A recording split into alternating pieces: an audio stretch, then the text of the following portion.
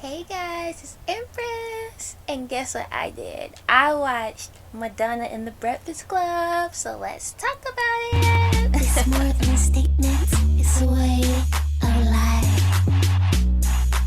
Celebration. The Miss Jackson talking. And yeah, I'm sorry, I just had to go ahead and watch it because some of you guys were confused and thought I was talking about Breakfast Club, the 80s movie. I'm like, nah. Nah, bruh.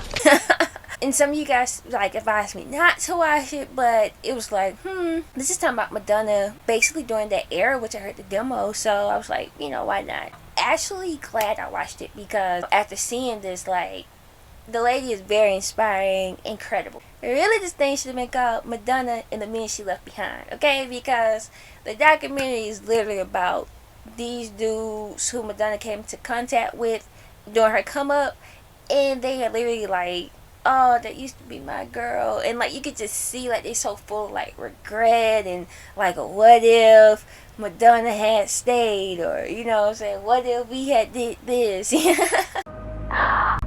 I'm awake now.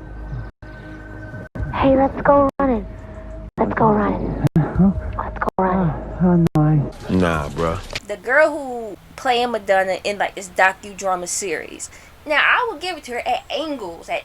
Now she can look like Madonna. Nah, bruh. One time she wore like this really bad wig, and I was like, yeah, not good. But the girl wasn't that bad. Okay, she didn't really throw me off. But what did throw me off was seeing Madonna with dark hair. You can make the effort. You can have the desire, but it's not enough.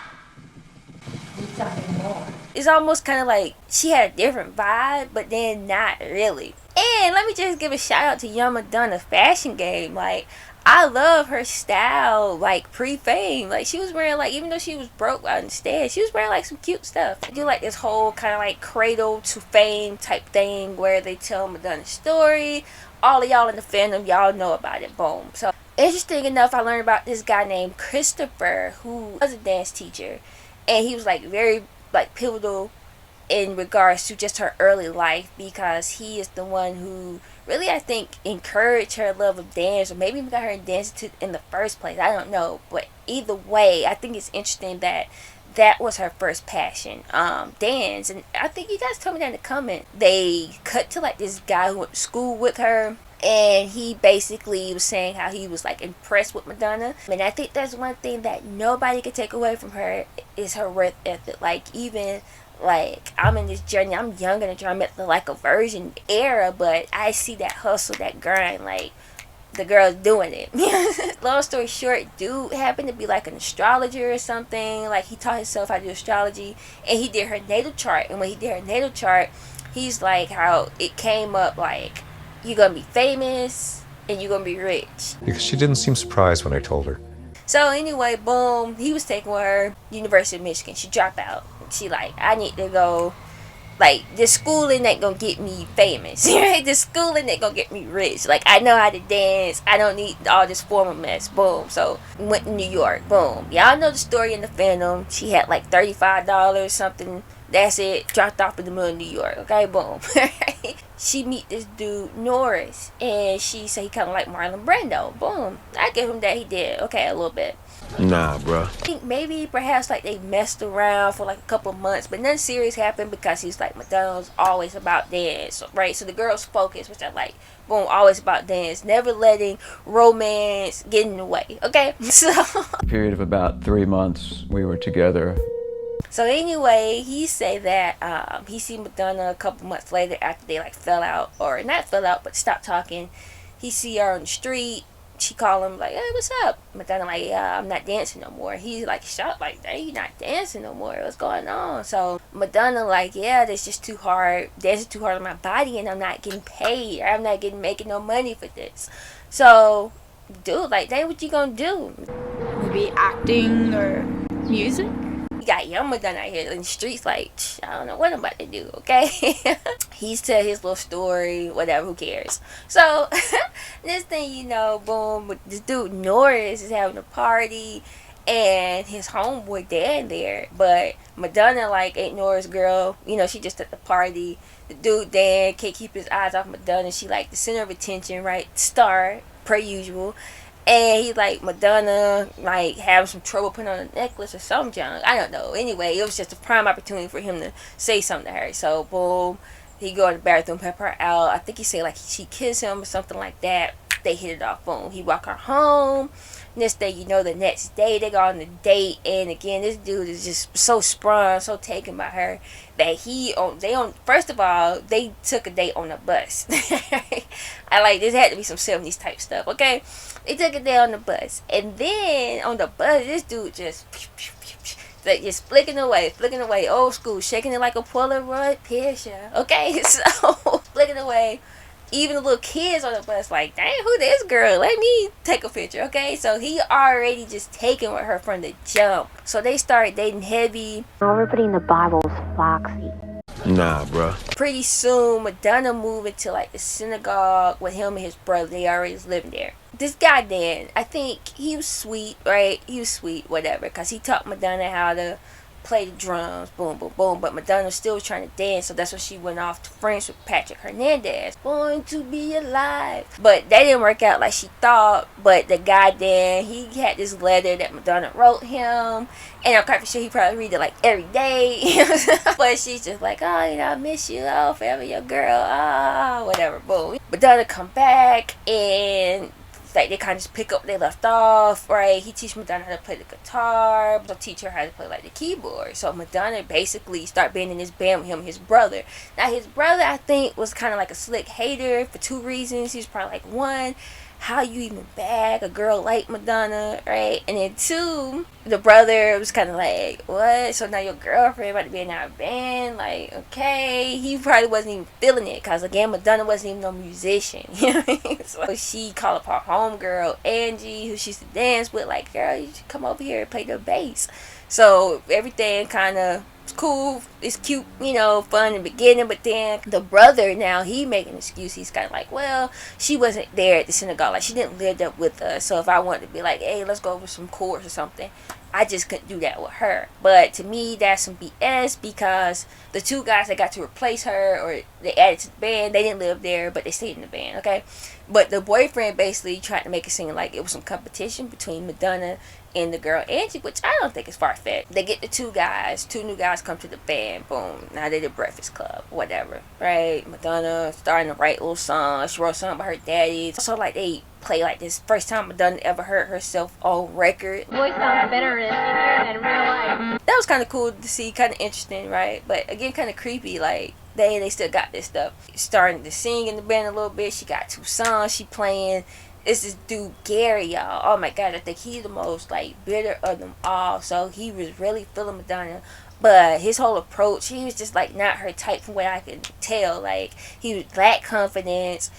He wasn't self-assured. Like, you ever afraid to just say what you want? No. he was Dan's homeboy. Like he grew up with the brothers. So he to me is kind of snake, kind of slimy, because he was trying to talk to Madonna even though he knew his homeboy in the band, right, was with Madonna, right? But Dan was like, everybody had a crush on Madonna, which is not so far-fetched, right? So, anyway, one day, like, Madonna dissed the dude. Well, I always think she dissed him. I just think it was more so like, why are you wasting my time? Like, I have feelings. Do you want to hear my song still? he still carried like that bitterness with him. So anyway, boom, she's smart. So she's seeing kind of like the reaction from the crowd, like, wow, okay, when I sing, they really respond to me in a different way than when the brothers sing. So Madonna get the two new guys, and basically now this is why I love Madonna, right? So bossed up. So she get the two boys, approach her boyfriend and his brother, right, and tell them like, hey, boom, I think I should sing 8 songs and y'all should sing 2. So the brother's like, girl, what? Like, are you serious? This our band. Like, how dare you? And I understand them, right? Because in their mind, they're like, well, we are the musicians. Like, we know music. Madonna, what do you know, right? Besides what we taught you. But again, sometimes student has to surpass the teacher, okay? So Madonna like, okay, well, what about I do 5 songs, y'all do 5. And the brother's pride, like, sometimes you gotta let that pride go. Brother's pride got no lady like, nah, you crazy? So Madonna's like, okay, fine then. What about I just do songs myself? Like, y'all can do all the songs y'all want to, and I can do all the songs I want to. We leaving, boom. And I would say, to me, that was one of the most important parts of her early life as well, because what did she lead, right? What did she stay in that band? And to me, honestly, no disrespect, but the band didn't make good music, in my opinion, right? None of the little songs they was playing was not popping. Okay, so in that kind of relationship, that Dan would have been really trying to stifle her talent, right? Trying to kind of like regulate what she could do, what she couldn't do, almost kind of like in a sexist way, keep her in her place. And Madonna just, I don't feel like nobody ever stifled her. So that's why she's like, yo, boom, I gotta go, right? And so, like, shortly after that, of course, their relationship ended. Like, how could it continue? Even more, I think, courage and gumption, because, like I'm saying, he was the shelter, right? He was the housing. So Madonna had to leave him. She went to Manhattan, and they was like in this music building. Sometimes Madonna had to stay there with her and the new band, the two guys, Gary and the drummer Mike. That's what she really had to grind. What's interesting to me is that the demo show on the ground, I thought that was with the Breakfast Club. Nah, that was with Madonna in the sky, right? Her and Gary and Mike. And honestly, to me, that song sounded better than anything she had did with the Breakfast Club, right? I just think that sound would have dated. I think if she would stay with them, she would have been over before she started. And now she doing her own thing. She writing more songs. Now she like, I gotta make it. No, nobody not gonna stop me. So even the dude Mike, right? He had a real job because he was selling insurance in the daytime and trying to be in the band at night. And apparently he was getting on Madonna nerves because he's showing up to rehearsals late, and she like, you know, man, come on, what's going on with you? And so one day he just got pissed off, like some hot August summer day, like, man, Madonna, F you, like, I'm leaving. Dude not even documented, so you know he probably still bitter, like, dang, what if I just stayed? So anyway, another best thing that could have happened. So he leave. Now Madonna need a drummer. She called up her homeboy Steven from Michigan, like, yo, boom, Steven, come out to New York. Now Steven had an advantage over all of them guys, even the Breakfast Club guys, because he was for real, like, musician. Like, he knew what he was. So the dude Gary, I told y'all, he just bitter. To me, like, I don't even understand how he was a musician, because he out here writing songs, being too shy to even present them to Madonna. Like, she just overhear me, like, oh, you know, that's your song. And he's like, yeah. She's like, okay, keep practicing. Or he tried to say, like, well, my sound was different from the band, but dude, why you ain't try to say, like, hey, Madonna, can we do some of my songs? You know what I'm saying? Steven come, and you could just tell when Gary talking about him, like, he kind of hating on Steven, period. Steven take over, like, he start arranging the songs, and he start basically telling them how they should play and when they should play it. Him and Madonna writing songs now, and this dude Gary could have had that kind of relationship with Madonna, but again, it's just too shy, right? So anyway, Steven come, and the sound really changed, really pick up. Madonna like, okay, well, why don't we call the group Madonna? Nah, bruh. The dude Gary, of course, he a chump. He go along with it, like, yeah, okay, Madonna. Steven again, his own man, he like, nah, man, you crazy, not Madonna. So Madonna's like, well, again, still all about Madonna. Why don't we call the group Emmy? Talking about that's a name she used to have when she was growing up. It's like Emmy. All right, so they make this song Emmy, Emmy, and the song again sounds better than anything she made with the Breakfast Club. Okay, so they start doing little gigs, boom. So in this same music building now, Camille, y'all already told me about Camille. Camille got a management company up there, so Madonna trying to give her the tape. I respect, again, the hustle, the grind.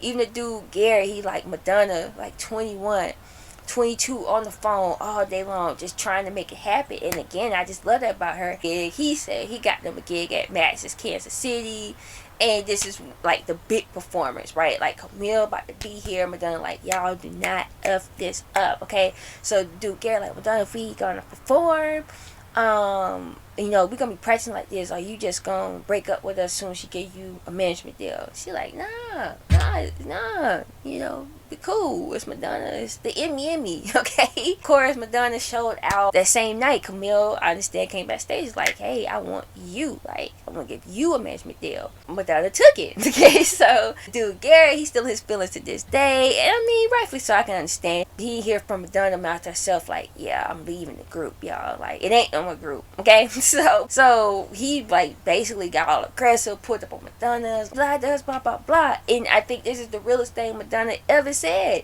What do you want me to do? Now, Steven, out of all the dudes, I feel the smartest and also the upstanding one, really, because Steven to me did two cool things. He knew how to play his cards right. So number one, Steven is the one who produced Everybody the demo. And if you were part of the journey, you heard that Everybody demo, right? Boom, she finally get that deal. And DJ Mark Kamens, he produced the record. And I will say that I love the album version. I think he did a good job. Like, he took Steven's sound and made it like a whole vision. You know what I mean? So the cool thing about Steven is he plays cards right, because he could have blew up at Madonna like, oh, you let him change my record, da da da da da, how can you do that? But nah, he was like, okay, that's cool, right? Madonna maybe had to talk to him some more, because Steven was very talented. So like, look, just chill, I got you. Okay, just give me some time. Don't take this personal. So Steven, again, he plays cards like, okay, I'm gonna chill. He chilled to the point to where Madonna got him on the Like a Virgin album. And y'all told me he even on Like a Prayer, like the album, I think her last album of the 80s. Steven played his cards right in that regard and got a little coinage. But then, to me, the real cool thing is he started a band with them Gilroy brothers he didn't even know, but probably off the strength of Gary. Yeah, I know the brothers. Like, he didn't have to do that. And they understand had like a little summertime hit or something, 87, 86, or whatever year it was. But again, to me, that was cool, because he had to go back and reach for them guys he didn't even know. Played his cards right. And one thing I skipped over, which I think is also like very telling about Madonna's character, is the dude Dan tells the story where like him and Gary both tell the story where things, this is right before the Camille break happened, and like Madonna just like feel like she hitting the wall, like, dang, is it gonna happen? I'm not popping off, what's going on? And like she started crying, and she's still like in this cold apartment. And again, the dude Gary kind of like self-loathing, like, you know, I did the best I could for her. But again, Madonna was just not into you, dude. So anyway, she like goes back to the synagogue. She stayed for like a couple of days or whatever, and one morning they go running, and like she just had like this kind of like epiphany, like, I'm not supposed to be here, you know what I mean? Like, he said she stopped running, like, I don't feel like I'm going backwards. And that was so smart, because she was like upward and onward, and that really probably reminded her like, okay, this is why I came to New York, like, it ain't no going back. What this story really just, or this documentary really showed me, is like, I love Madonna even more. She had the guts, she had the gumption, she had the drive, she had the ambition. She was her own biggest supporter. Okay, nobody believed in Madonna more than Madonna. Excited about this movie, but I still don't understand how it's gonna be 2 hours, because her life just so much. Like, this little pre-fame was 1 hour and 25 minutes. So I just don't understand how she about to make a movie. She got too much stuff going on. But we go see. I said, Madonna, you need a series. But okay, whatever. Madonna and the Breakfast Club, I don't think it was bad at all. I think for like a Madonna beginner like me, I think it's very good to see. So if you've seen it already, or you just want to comment on something I said, y'all know I love to converse. So drop them comments below. And I'm so excited about what's to come next in this journey. Alright guys, I'll see you later.